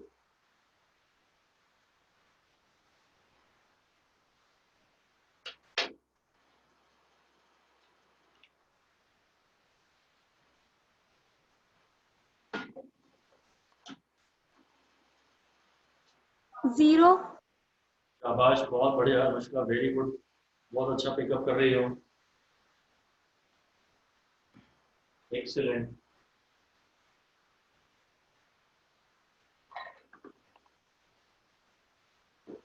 हाँ, इसका इससे जब टर्म लूंगा मैं तो q² बाई ए, तो इसका इससे लूंगा तो q² बाई ए रूट 2 और फिर इसका इससे लूंगा तो minus q² by A. First का तो मैंने सबसे लिया, फर्स्ट का सेकंड से लिया, फर्स्ट का थर्ड से लिया, फर्स्ट का फोर्थ से लिया। अब सेकंड पे आ रहा हूँ, पीछे नहीं जाऊंगा, सेकंड से थर्ड पे गया, सेकंड से थर्ड पे गया तो ये टर्म आया, और सेकंड से फोर्थ पे आया तो ये टर्म आया, और अब बस थर्ड बचा, पीछे नहीं जाऊंगा, आगे जाऊंगा, माइनस q² बाई। एक तो ये कैंसिल हो गया, एक ये कैंसिल हो गया और ये भी कैंसिल हो गए, आंसर है 0। बस इतना काफी है, इतना काफी है। ये सारे इंडिपेंडेंट पेयर देख लीजिए कितने पेयर बन रहे हैं, कोई भी पेयर रिपीट नहीं होना चाहिए। ये 1 और 2 का पेयर बन चुका है तो ये वाला पेयर नहीं बनेगा, कोई भी पेयर रिपीट नहीं होने चाहिए। जितने भी इंडिपेंडेंट पेयर बन रहे हैं बस सबके म्यूचुअल प्रोडक्ट्स लेके ऐड कर दीजिए आप, सिस्टम की पोटेंशियल एनर्जी आ गई। और इस सवाल का पार्ट भी लिखिए। अब आप इस सवाल का पार्ट भी है, सेंटर पे एक चार्ज माइनस क्यू रखा है, पार्ट बी है, कैलकुलेट द वर्क डन, ये इंपॉर्टेंट पार्ट है, 2 स्टार दे लीजिए। Calculate the work done to remove the charge minus q from the centre, calculate the work done to remove the charge minus q from the centre to infinity. इस minus q को centre से remove करके ले जाना है, infinity पे ले जाना है। Work done to remove the charge minus q at the center to infinity.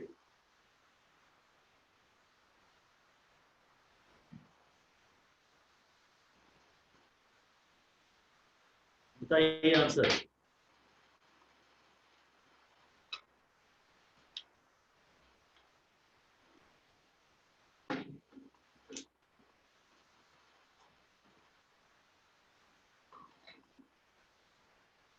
अब आपको पूरे सिस्टम की पोटेंशियल एनर्जी लिखनी नहीं है, जिस चार्ज को इंफिनिटी पे ले जा रहे हैं केवल उसी की इनिशियल और उसी की फाइनल का डिफरेंस देखना है। ऐसे ही कुछ यहाँ लिख दीजिए, here we are not, we should not calculate the potential energy of the system। एक ही चार्ज के मूव कराने की बात कर रहा है वो। We should calculate the initial potential energy and the final potential energy of the charge you should calculate the initial potential energy and the final potential energy of the charge which is being moved. You should calculate the initial potential energy and the final potential energy of the charge which is being moved. इसकी अगर मेरे को initial चाहिए ना बस, अब मेरे को सिस्टम भी नहीं चाहिए, तो इसके देखता हूँ किससे क्या पेयर बन रहा है, इसका ये पेयर, इसका ये पेयर, इसका ये पेयर और इसका ये पेयर, बस इसके जिससे पेयर बन रहा है। अगर मेरे को इसकी चाहिए तो इसके सबसे पेयर बना लो। ये मुझे एक चीज पता है कि साइड अगर ए है तो जो डायगोनल है वो a√2 है, और जो हाफ डायगोनल है वो a√2/2 है, यानी वो a/√2 है। तो जो इनिशियल पोटेंशियल एनर्जी है इसकी वो आएगा -q², q को थोड़ा बड़ा लिख देता हूँ, अपॉन a/√2, और ऐसे 3 टर्म्स आ जाएंगे इंटू 3, और ये आ जाएगा +q² a/√2। बस इसका एक इससे पेयर, इसका इससे पेयर, इसका इससे पेयर, सब इसके सबसे पेयर देख लेते हैं, क्योंकि मुझे सिर्फ इसकी पोटेंशियल एनर्जी चाहिए। यहाँ इसने जो पोटेंशियल पैदा किया होगा, इसने जो पोटेंशियल पैदा किया होगा, इसने जो पोटेंशियल पैदा किया होगा, इसने जो पोटेंशियल पैदा किया होगा, q इंटू -q ये वाला भी ले रहा है ना वो जो इस सबने पैदा किया।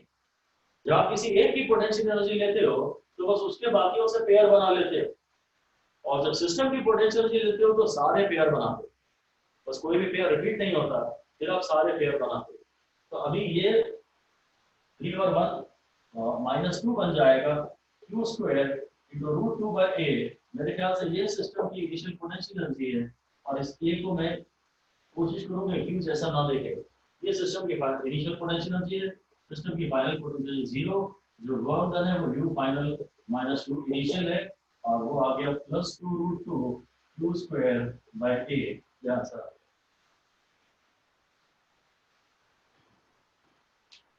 अगर सिस्टम की पोटेंशियल एनर्जी इनिशियली 0 है तो आपको उतना ही पॉजिटिव वर्क करना पड़ेगा ताकि सिस्टम की फाइनल पोटेंशियल एनर्जी या फाइनल टोटल एनर्जी 0 हो जाए। यहाँ भी हम ये मान के चल रहे हैं कि जब मुझे इंफिनिटी पे ले जा रहा है ना, तो भी स्लोली ले जा रहा है, बस कुछ इतना, ये तो बढ़िया हो गया, सफिशिएंट लेवल हो गया। ठीक है, आप यहाँ एक बात लिख दीजिए, here also it is assumed that the charge being moved to infinity,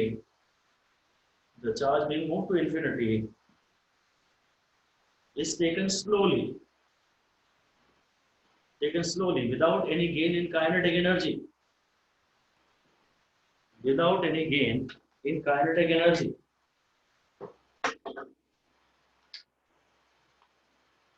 बस अब फाइनली पोटेंशियल और पोटेंशियल एनर्जी से रिलेटेड सारी बातें फाइनली समाप्त होती हैं, और मैं आगे बढ़ रहा हूं। अब हेडिंग दे दीजिए,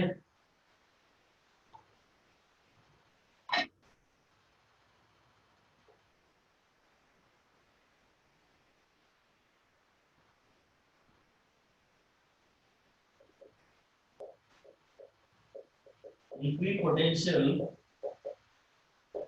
सरफेस, इक्विपोटेंशियल सरफेस। इसका ब्रीफ आइडिया भी ले लेंगे, फिर इसका हर जगह हर डिस्कशन में जिक्र आता है, एक ब्रीफ आइडिया अभी ले रहे हैं। नाम से क्लियर है कि एक ऐसी सरफेस जिसके हर पॉइंट पे पोटेंशियल सेम, लिख दीजिए, a surface every point of which has same potential, a surface every point of which has same potential। किसी सरफेस के हर पॉइंट पे अगर पोटेंशियल सेम होगा तो उसको इक्विपोटेंशियल सरफेस कहेंगे।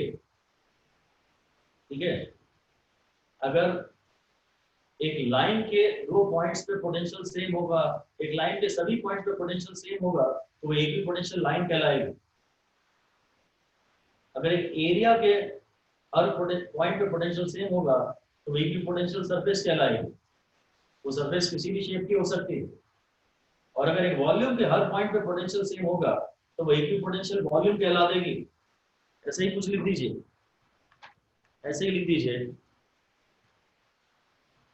हेडिंग दे दीजिए इक्विपोटेंशियल पॉइंट्स,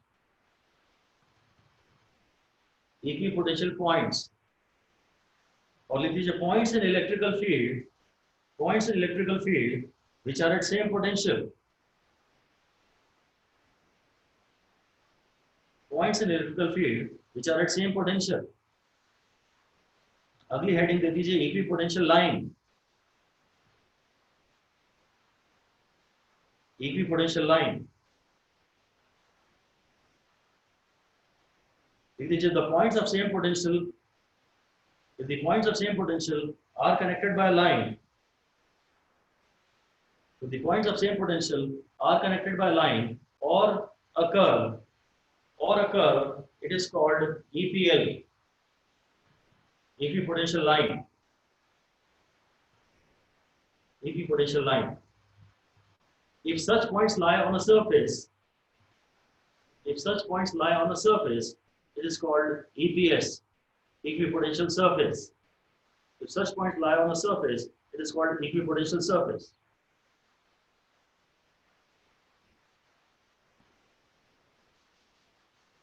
आगे लिख दीजिए अगली लाइन में, if these points are distributed throughout a space or a volume, if these points are distributed throughout a space or a volume, if these points are distributed throughout a space or a volume,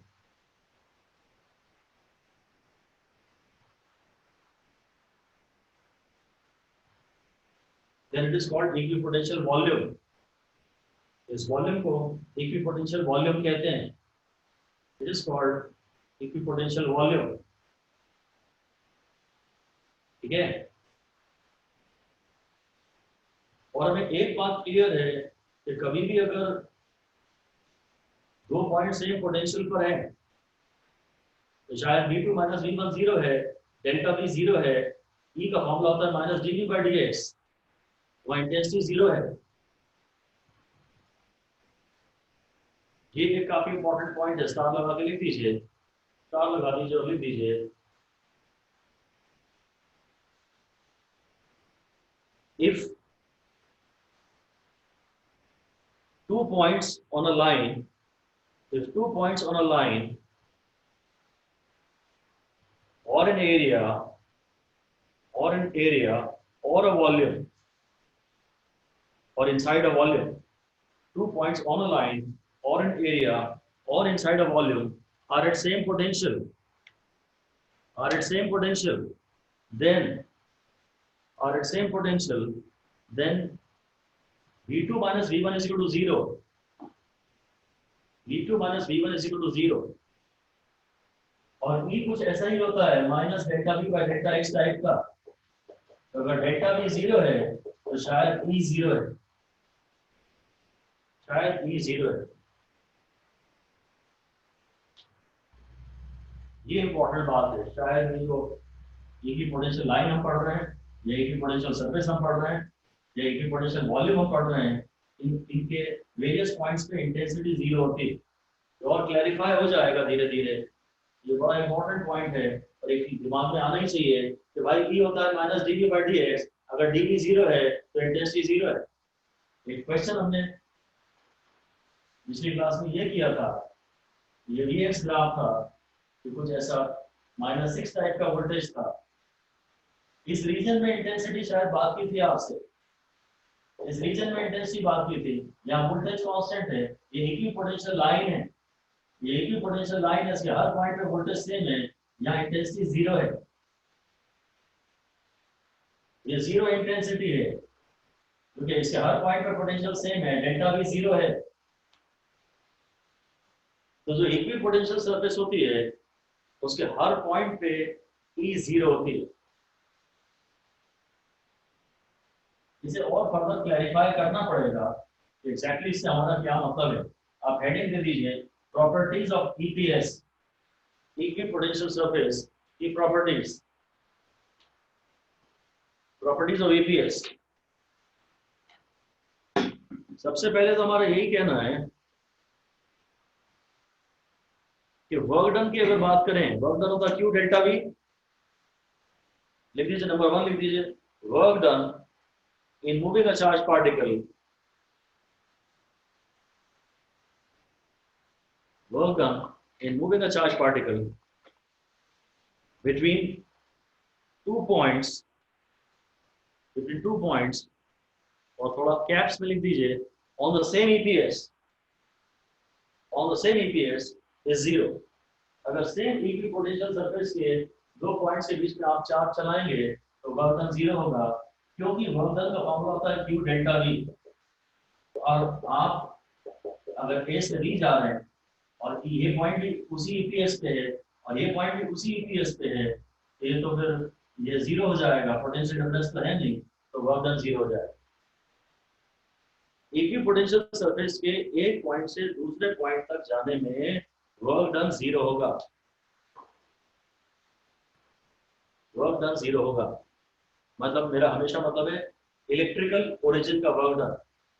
mechanical तो हो सकता है आपको लगे कि यार थोड़ा work तो करना पड़ेगा, उसको क्वांटिफाई नहीं कर सकते, उसकी मैथमेटिक्स की बातचीत नहीं कर सकते, तो उसे इग्नोर कर दीजिए। जिस चीज को आप मैथमेटाइज नहीं कर सकते उसको मान लीजिए कि नेग्लिजिबल है। वो चार्ज पार्टिकल है, इलेक्ट्रिकल ओरिजिन का कोई वर्क नहीं करना पड़ेगा। अब वर्क का ताल्लुक फोर्स और डिस्प्लेसमेंट से होता है। डिस्प्लेसमेंट तो आप कर ही रहे हो, इसका मतलब यह फोर्स नहीं है इलेक्ट्रिकल ओरिजिन का। ऐसे लिख दीजिए, it implies that along this path,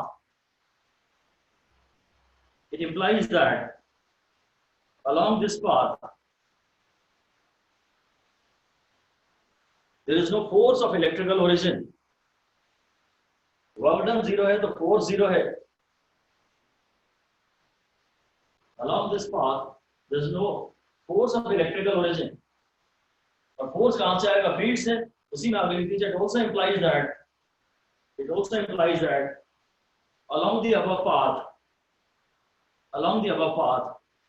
there is no electrical field. भाई फील्ड होता तो फोर्स होता, और फोर्स होता तो वर्क होता। ना फील्ड है, ना फोर्स है, ना वर्क है। अगर पोटेंशियल डिफरेंस नहीं है तो वैसे भी हम कह रहे थे फील्ड नहीं। along the surface फील्ड नहीं। अब मैं प्रॉपर्टी नंबर 2 लिखवा रहा हूं। along the surface तो नहीं है, तो दूसरी प्रॉपर्टी लिख दीजिए, E at every point on an EPS must be perpendicular to the surface.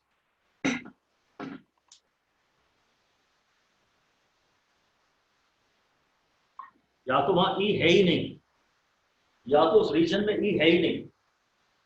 पर हम इलेक्ट्रोस्टैटिक्स की सिचुएशंस पढ़ रहे हैं तो वहां E तो होगी।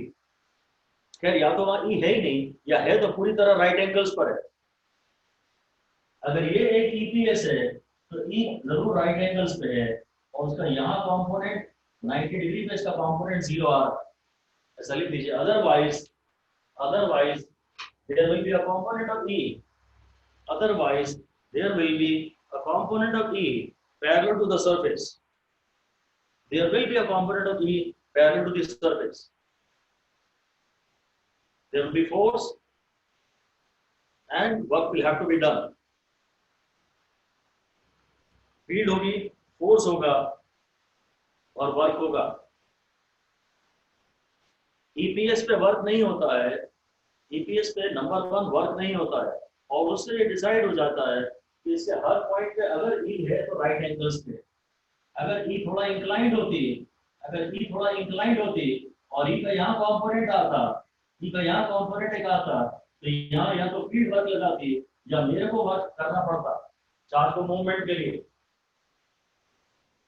इधर कोई भी कंपोनेंट नहीं है, इसका ये मतलब साफ है कि इक्विपोटेंशियल सरफेस के हर पॉइंट पे ई परपेंडिकुलर होती है। ये अच्छे सभी इंपॉर्टेंट पॉइंट्स हैं।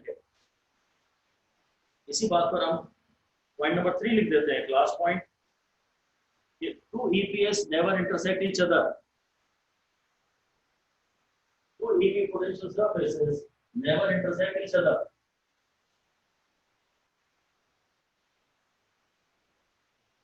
अगर ये एक 60 वोल्ट की EPS है और ये 40 वोल्ट की EPS है, तो जो पॉइंट ऑफ इंटरसेक्शन है आपने इसको 60 वोल्ट का कहूंगा तो 40 वोल्ट का कहूंगा।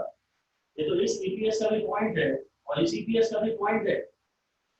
लिख दीजिए, डायग्राम बना दीजिए और लिख दीजिए, because potential at a point must have a unique value. Potential at a point must have a unique value.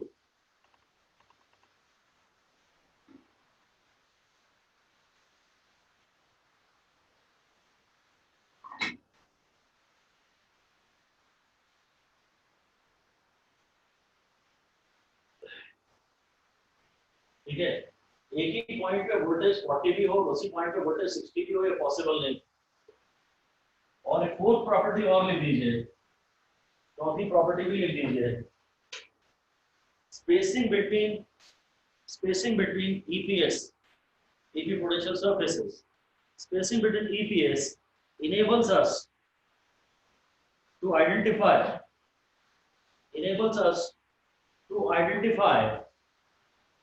regions of strong and weak fields.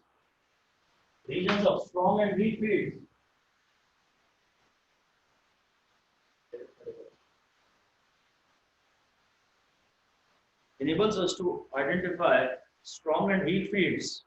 ये बात जरा इंटरेस्टिंग है। जहां भी फील्ड स्ट्रांग होती है ना, जहां भी फील्ड स्ट्रांग होती है वहां ईपीएस पास होती है। ये इंपॉर्टेंट है, इसको 2-3 स्टार दे दीजिए, अभी समझ में आ जाएगा। लिख दीजिए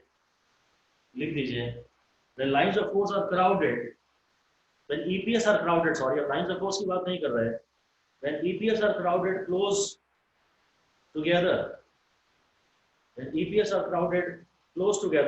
that is spacing between the two EPS is less. The spacing between the two EPS is less. It represents strong field.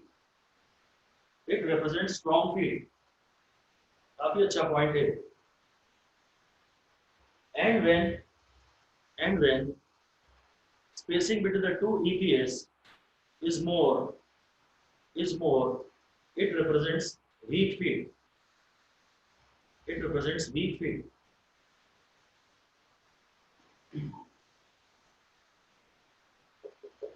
E का फॉर्मूला -dV/dr आता है। सपोज मैं dV सेम ले रहा हूं, तो जो E है वो प्रोपोर्शनल टू 1/dr टाइप कुछ हो गया ना, माइनस साइन को भी छोड़ दीजिए।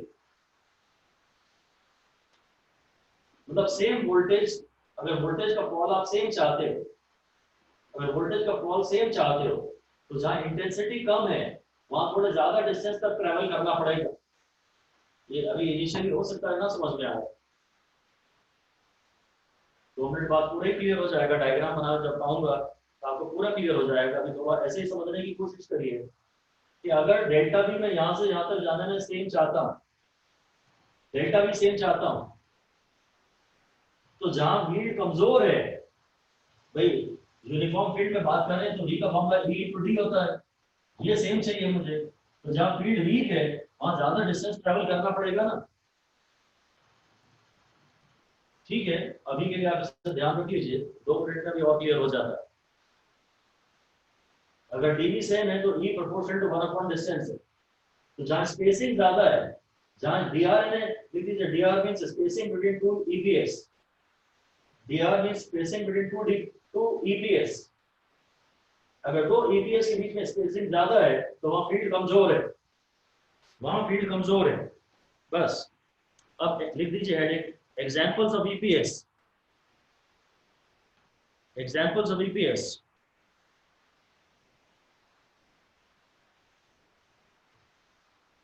नंबर 1 लिख दीजिए equipotential surface for a point charge. Equipotential surface for a point charge. तो पॉइंट चार्ज की फील्ड कैसी होती है? लिख दीजिए field of a point charge is radial. Point charge की फील्ड हमने देखी थी, रेडियल होती है। और फील्ड के राइट एंगल्स पर ईपीएस पे आएगी। ईपीएस के राइट एंगल्स पे फील्ड होगी या फील्ड के राइट एंगल्स पे ईपीएस होगी, लिख दीजिए a surface at right angles to radial field, a surface at right angles to radial field will be a sphere, will be a sphere.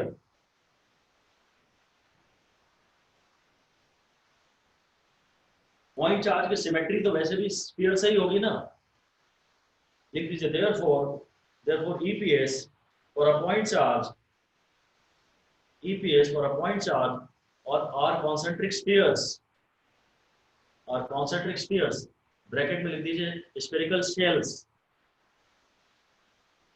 spherical shells with center on the charge, with center on the charge.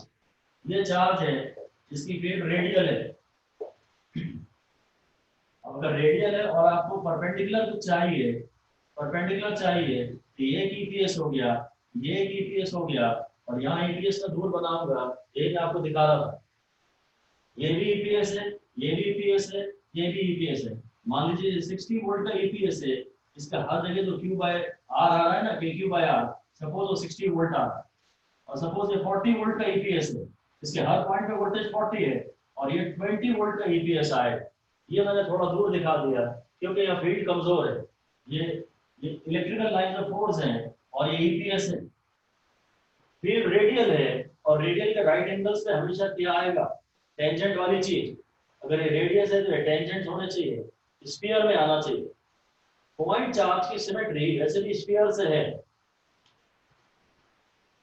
और हर point पे अगर potential same आना है तो दूरी तो same आनी चाहिए, हर पॉइंट पे पोटेंशियल सेम आना है तो आर सेम आना चाहिए, इसलिए स्फीयर आया, आर सेम आना चाहिए, इसलिए इसकी ईपीएस स्फेरिकल है। मेन बात ये देखिए कि यहाँ पर फील्ड स्ट्रॉन्ग है और फील्ड के अराउंड पोटेंशियल गिरता है, और अगर आप स्ट्रॉन्ग फील्ड में जाओगे तो पोटेंशियल ज्यादा गिरेगा, तो यहाँ उतना ही पोटेंशियल कम डिस्टेंस पे गिर गया, और यहाँ फील्ड कमजोर है तो उतना ही पोटेंशियल अब ज्यादा डिस्टेंस पे गिरा। ये भी अच्छा पॉइंट है, थियरी का कॉन्सेप्चुअल पॉइंट है, सीसीक्यू बनता है इस पे, बढ़िया पॉइंट है।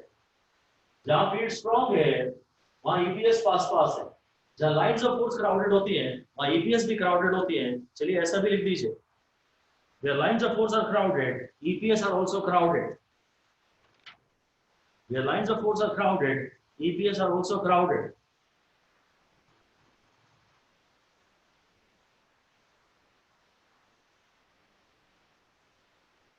और बस फिर आगे नेक्स्ट लिख दीजिए EPS for a uniform field. अभी मैंने पॉइंट चार्ज की बात की थी, अब EPS for a uniform field.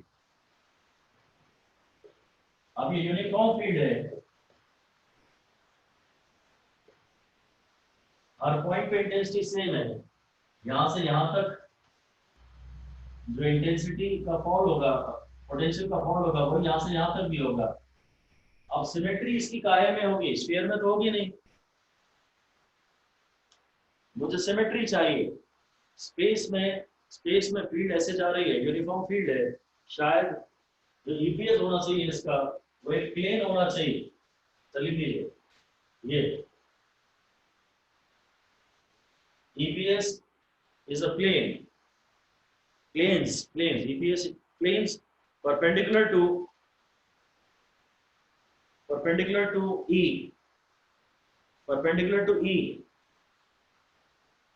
और अगर ये इक्विडिस्टेंट है तो ये भी इक्विडिस्टेंट होंगे। लाइन्स ऑफ फोर्स मतलब अगर ये 60 वोल्ट का ईपीएस है, ये 40 वोल्ट का ईपीएस होगा, ये 20 वोल्ट का ईपीएस होगा, और ये अगर X1 है और ये X2 है, तो चूंकि ये वोल्टेज सेम है, चूंकि ये V2 minus V1 is equal to V3 minus V2 ऐसा टाइप का है, इसलिए X1 is equal to X2 type का आएगा। बस वो इतना ही पूछ लेते हैं कि X1 ग्रेटर देन X2 है कि X1 लेस देन X2 है, ऐसे ही टाइप का पूछते हैं, और वो पॉइंट चार्ज की फील्ड में ही आएगा। यहाँ पर लाइन्स ऑफ फोर्स जितनी क्राउडेड यहाँ है उतनी क्राउडेड यहाँ पर भी, इसलिए भी होता है dV by dr तो अगर डी भी सेम है और ई तो कांस्टेंट है तो डी आर भी सेम आएगा, बस इतना ही। इसके हर पॉइंट पे पोटेंशियल 20 वोल्ट रहेगा। फील्ड के अलाउंस पोटेंशियल गिरता है, इसके हर पॉइंट पे पोटेंशियल 60 वोल्ट है, इसके हर पॉइंट पे पोटेंशियल 40 वोल्ट है, इसके हर पॉइंट पे पोटेंशियल 20 वोल्ट है। इसलिए भी तो हम कहते थे कि अगर यहाँ 40 वोल्ट है तो यहाँ भी 40 वोल्ट आएगा, ऐसे नहीं भी, क्योंकि फील्ड के अलाउंस पोटेंशियल गिरता है, फील्ड की परपेंडिकुलर डायरेक्शन में तो ईपीएस आती है, फील्ड के अलाउंस पोटेंशियल गिरता है, फील्ड की परपेंडिकुलर डायरेक्शन में तो ईपीएस आती है, और ईपीएस है तो वहां पोटेंशियल नहीं गिरता। ठीक है, thank you, that is all for today, have a good day. Thank you, sir. Thank you, sir. So Yes, sir. Thank you, sir. Sir.